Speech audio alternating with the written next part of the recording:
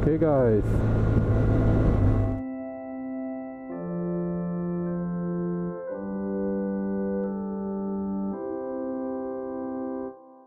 and by myself because the other guys had to go home, and I'm going to be camping one more time tonight. So you get another vlog with a nice view, and I can chill a bit more. Whoa. Yeah, I can take it easy. Oh, look at this. I should have brought a bathing suit, but I think it's freaking cold. I want to talk about funerals in Japan today, because about 3 years ago my wife's grandfather passed away, and I asked her if I could talk about this. I thought it was really interesting. For me it was really interesting because it was so different from what I'm used to. As you probably know, in Japan they cremate. My grandmother was cremated, and I thought it was a bit, yeah, it was a bit sad, because we went to the church, and after church they just put her in the hearse and then they drove her away, and then there's gonna be a second time where she's basically put in the grave in the urn, and I thought it was a bit sad. I know today's topic is a bit dark. I'm just looking at it from a curious standpoint and not so much from this whole sad affair that it is. I think we are all adults and we can talk about this. I don't think it's such a big fuss to be made about it. When I die, when I'm gone, then I'm gone, and that's it. At least this has a little bit of educational value.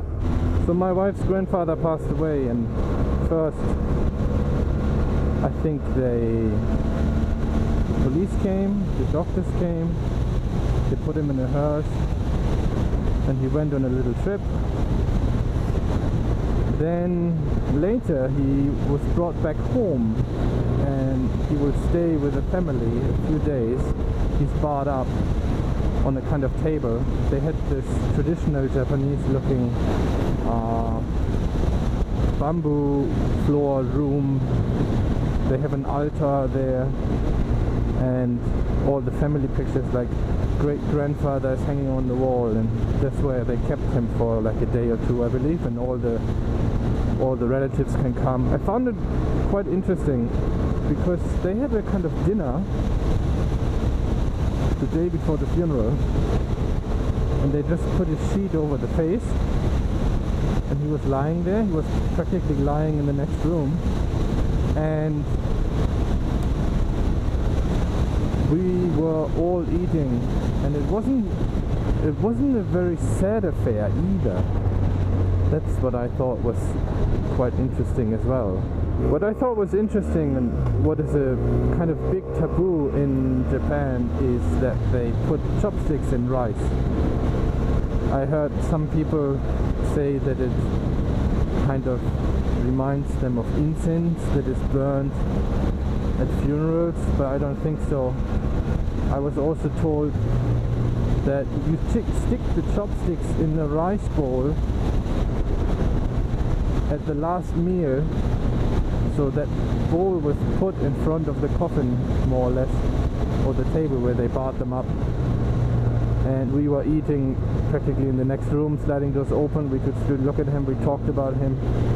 And they were preparing the coffin for him for the next day. That was the day of the cremation. And the coffin is pretty much a cardboard box. It's not proper wood. It burns really fast, I was told. And they said to us that we can put whatever we want into the coffin with him. But we should keep in mind, obviously, no metal. And also, we were not allowed to put any pictures of us, because that's bad luck. You cannot burn any memorials with the grandfather or with the deceased, because the spirit may take you with him, and I don't know, you're next to die or something like that. I thought that was quite funny. That was quite interesting. So his wife had already passed a few years before, and we put like lots of pictures that he used to have on the wall. We put them all in the coffin with him. Also, when he had his 80th birthday, my wife and her brother and sister, they made this huge poster of all the places where he had been. There was like a map, and he put lots of pictures on the huge poster, so they rolled it all up and they put that in the coffin with him. So that was quite interesting too. I'm not saying that this is Japanese tradition, and I'm not saying that every Japanese family does it like that. I'm just saying that we did. And so yeah, that was the night before, and that was one of the big taboos. Don't put your chopsticks in rice when you rest them. You have to put them on the table. On the next day, we were all brought basically like a funeral home, and there was a monk in front, and so many flowers, right, like wreaths. Everybody who knew him or who knew the family put a wreath up and or sent it. Even my wife's company put one up, which I thought was quite interesting. So there was a monk, and he did his thing, and I was sitting there, and we all went to the front and burned incense, and that was all the traditional side of it all, I guess. Then the second part was that they had the coffin at the front of the room, in front of all the flowers, and when it was time to go to the crematorium, the women basically all decided to give him all the flowers, right? So they opened the coffin up again, and they put all the flower buds into the coffin, like from every wreath, everything that was there. They put everything in the coffin with him. I thought that was quite cute as well. There were so many people, like over 200 people, neighbors and relatives and friends and his close family, etc. So I thought that was quite good. So I don't think everybody went to the crematorium with us. I think this was only for like close family and neighbors or something, but not so many outsiders were there. 60 people maybe. And we all went to this crematorium, and it was huge. There were like 5 crematoriums, I think, maybe 4 or 5. And they were all like lined up. This big room in front of it, everything clean. And they put the coffin on some kind of tray, on some kind of slide. What I found a bit sad was that there were 4 or 5 ovens, and each oven had like a huge picture of the person who had passed away on top of it, and then you could see in front of each oven, you could see a little crowd, right, of people who were there to basically say goodbye or whatever. And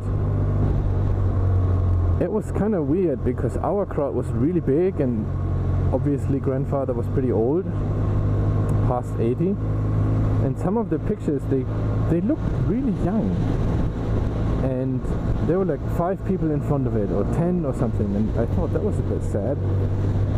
Can you imagine?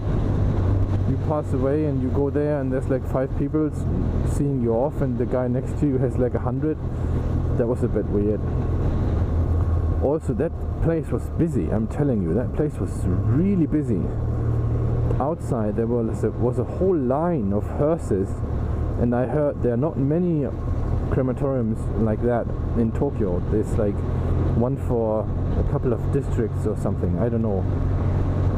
That was really strange. Then once he was put in the oven, or in the crematorium, what should I say, there was this kind of waiting room, and we were given food, and we were waiting. It took about 45-60 minutes. That was really fast, I thought. And we were told that, well, we could eat and drink.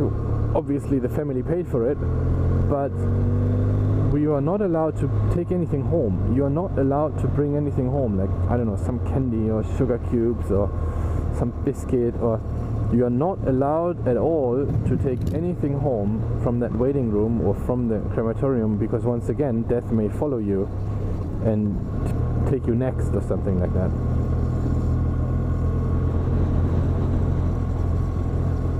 And I thought, well, that was quite crazy. Well, that was quite interesting again, right? So much for that.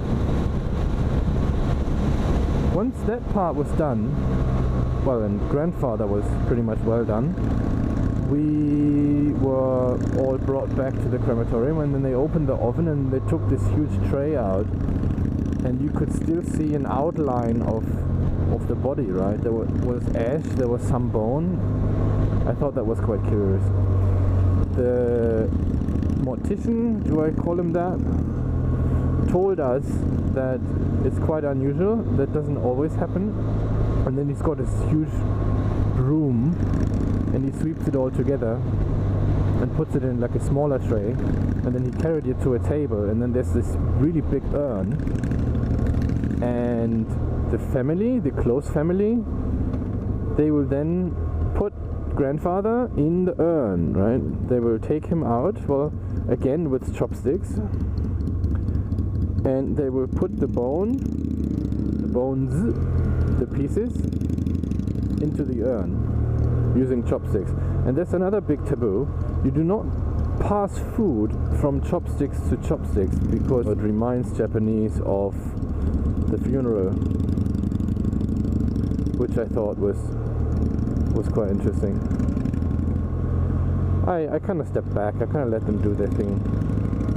I was there because I was close family somehow, but I didn't want to get too involved.